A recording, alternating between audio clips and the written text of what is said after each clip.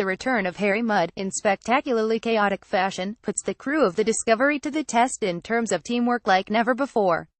Image credit Michael Gibson's copyright 2017 CBS Interactive. There's been one question that's bothered me in every episode since Star Trek Discovery began. Why would anyone want to be on this ship? Everyone is thoroughly expendable, nobody has fun, people have to fight with higher-ups all the time just to do their jobs. Yet right from the outset, we see a side of Star Trek that we rarely see, as the crew has an after-hours party. Burnham, Tilly, Tyler and more show us a personal, non-professional side of themselves that's charming and disarming, and we learn that Burnham and Tyler like each other. Stamets has completely transformed since he's begun using himself to power the spore drive, as his mind has truly been expanded. And it's the crew's ability to work together as a team while working according to their individual strengths that allows them to overcome Mudd, a time loop, and their own fears. If you haven't been watching Star Trek Discovery, this episode alone may be worth the journey so far.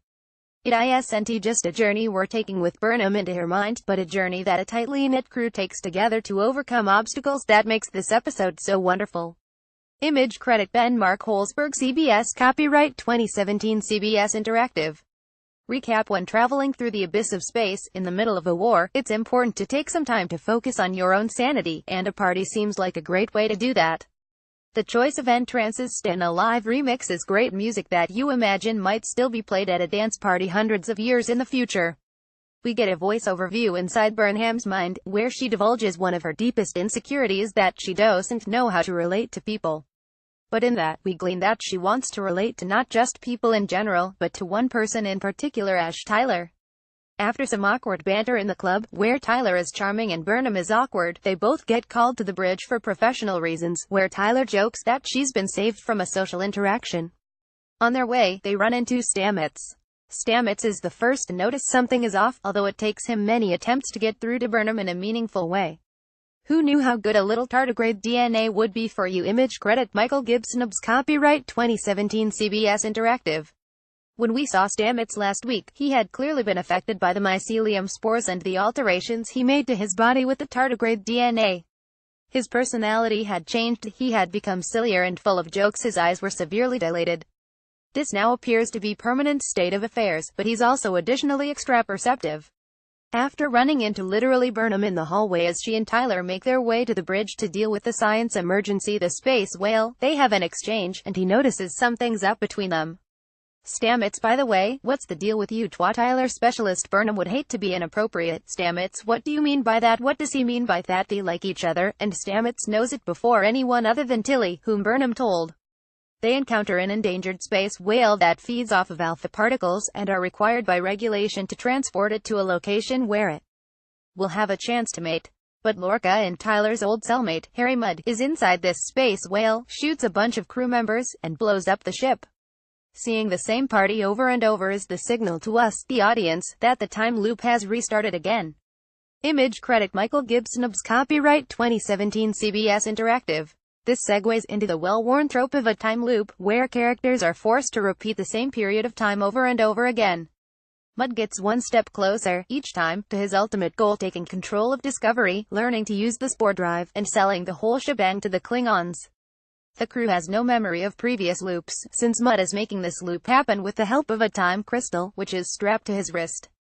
As long as Discovery is destroyed in time, the crystal never reaches the end point of the loop, and the whole timeline resets, except for Mudd, who gets to retain everything he's learned along the way. Well, except for Mudd, that is, and also Stamets. As the loop repeats, and Burnham and Tyler make their way to the bridge, but Stamets runs after them and interrupts them. They simply think he's gone nuts, until he tells them about the space whale, which is such an improbable prediction that it gives Burnham significant pause. Later, she comes to realize that Stamets knows what's going on, and that he's the only one.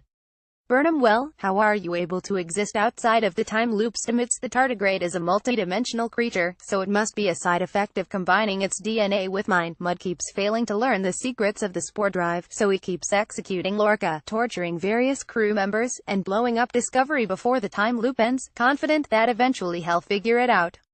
And yes, in true Groundhog Day fashion, he starts to find the whole thing tiresome, but it makes a great montage. Lorca dies at least 53 times in the episode at the hands of Mudd, many of which are in creative, painful, or visually interesting ways. Image credit Michael Gibson's copyright 2017 CBS Interactive. The breakthrough for the Discovery crew comes when Stamets finds a way to reach Burnham. He gets her to confide a secret in him, something that he shouldn't know that will immediately make her trust him. She's never been in love, and now Stamets not only knows, but he knows that's changing before his very eyes. When he explains the whole thing to Burnham as the beginning of a reset, she starts getting information from Tyler immediately, well, after she gets past her own awkwardness, and Stamets teaches her how to dance. It's a sweet, zero-tension moment between friends of opposite gender, something rarely seen on television but so important to real life. Stamets tells her she'll do better on the next go-round, and she does. In perhaps the most important iteration of the timeline, Burnham and Tyler don't go to the bridge but dance, exchange hugely important information about Mud, and kiss. Image credit Michael Gibson's copyright 2017 CBS Interactive. She dances with Tyler, they figure out that time is repeating, and instead of staying alive they get to slow dance and kiss, and Burnham learns some vital information about robbing a Betazoid bank that allows them to eventually figure out how to get one step ahead of Mud.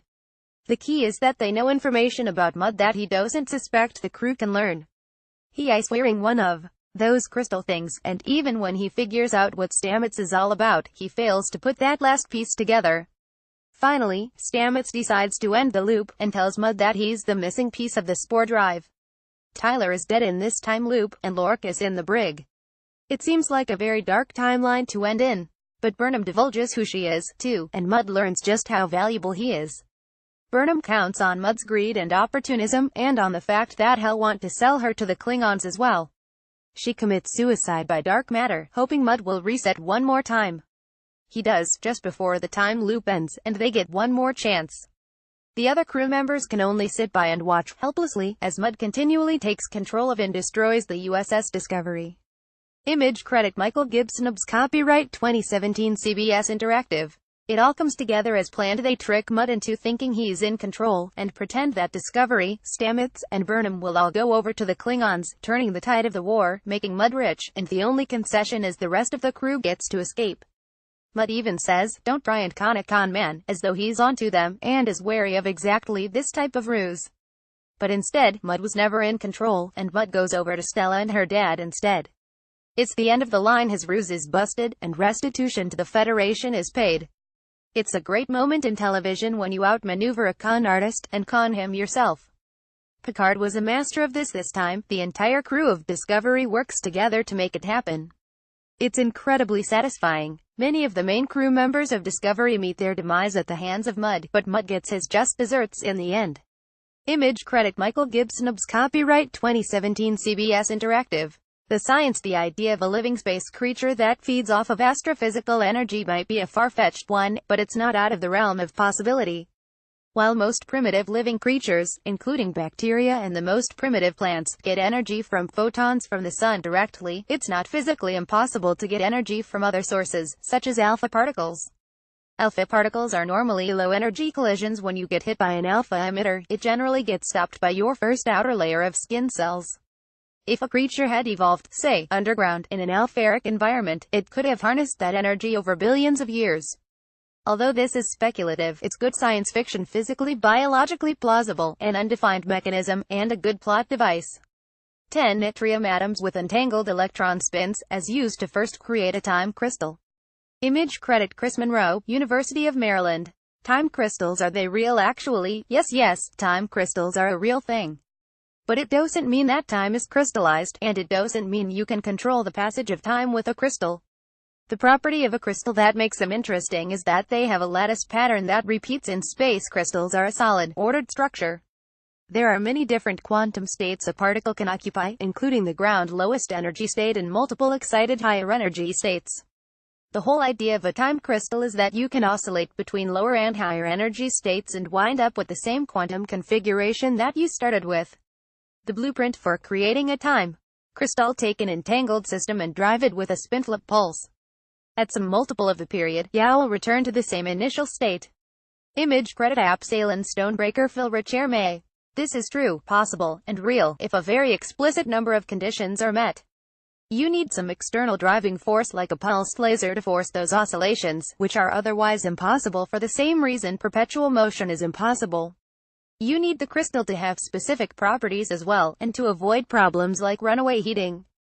We've created them and it's incredible, but it has nothing to do with a time loop. But this is a plot device. I'm completely fine with it. Feels right at home in the Star Trek universe. You want to work a hidden ship, a hidden power source, and a sick space whale into there as your explanatory devices for this episode. At least, it makes the show work. The dark matter death capsule is pretty cool, and relies on only one assumption to work: that at some level, dark matter is manipulable and can interact with normal matter if dealt with properly. It's a possibility that's absolutely considered in the literature today, and might be how the physical universe actually behaves. It would be one of the holy grails of physics and astrophysics if true, and I really like the use of this plot device here. The idea of parallel universes, as applied to Schrödinger's cat. Image credit Christian Scherm. And finally, there is Stamets' explanation of being a multidimensional creature now that he has tardigrade DNA in him. Well, if the tardigrade is a multidimensional creature, and you're granted multidimensional powers or even access to one additional spatial dimension, you would become as powerful as a god. Think about what you can do to a creature that's confined to live on a two-dimensional surface or piece of paper. With just a pencil and an eraser, you could create or destroy anything in the entire 2D universe at will, and they'd be powerless to stop you.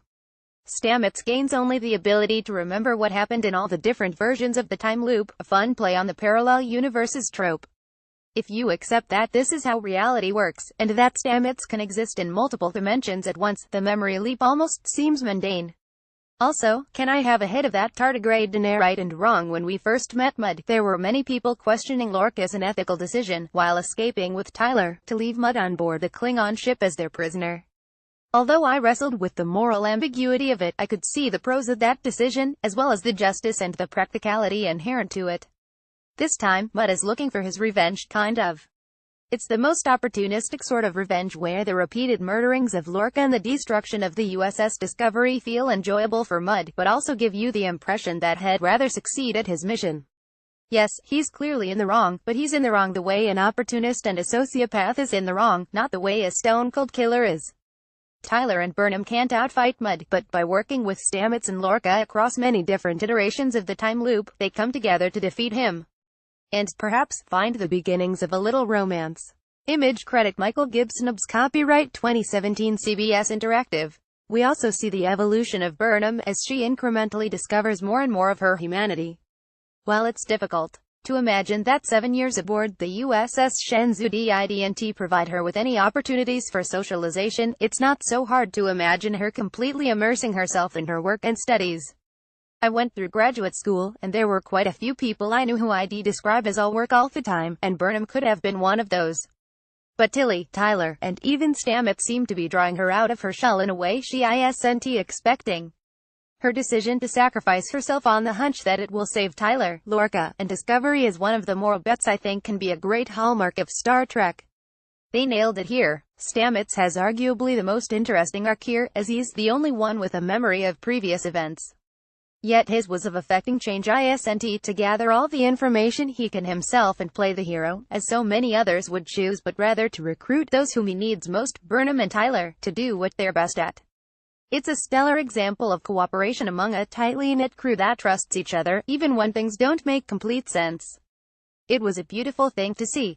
It's a truly wonderful ending, that everyone gets out alive, that Discovery and the crew remain intact, and that Mudd gets defeated without something terrible happening to him. It's the first episode of Discovery where we see true mercy shown to an aggressor.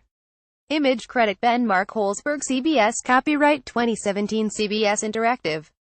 Finally, the ending of Mudd Saga, where he's betrayed and outsmarted at every turn by the Discovery crew, where he's forced to reunite with Stella and where Stella's very, very rich family offers to make amends to the Federation, works out a little too nicely for my tastes. But it is satisfying to see Mudd get a comeuppance without having his life destroyed. It's an incredible alternative at a prison or other form of punishment, and something that's become a theme on Star Trek Discovery, as this is exactly what's happened to Burnham, as well as arguably to Lorca as well. This episode is about teamwork, about trust, and about mercy. Burnham and Mudd have an exchange with one another, where Burnham reveals who she is just before martyring herself with dark matter, hoping to effect one more reset of the timeline. It works beautifully. Image credit Michael Gibson's copyright 2017 CBS Interactive. Conclusion: far and away, this is the best episode of Star Trek Discovery I could have asked for. By abandoning the serial nature of the plot, the show freed itself to take on a story in an unexpected way. The time loop is such a well-worn trope in science fiction that I just glossed over time crystals as the explanation and said, they don't know how it works, but it doesn't matter, because they're not even the ones using it. The effects were interesting, but most interesting was the way that this device led to a great story that brought out interesting facets in the characters. For the first time, I really enjoyed watching an episode of Star Trek Discovery, from end to end. Only after it was over did I even have the afterthought, hey, I wonder what's going to happen to Admiral Cornwell. The episode was engaging, the characters were interesting and relatable, and they got out of a jam not by using some futuristic tech device, but by outsmarting and outmaneuvering a con man who had taken control of the most powerful ship in the Federation. In some ways, it's the most hopeful episode of Star Trek the world could have asked for as we near the end of 2017.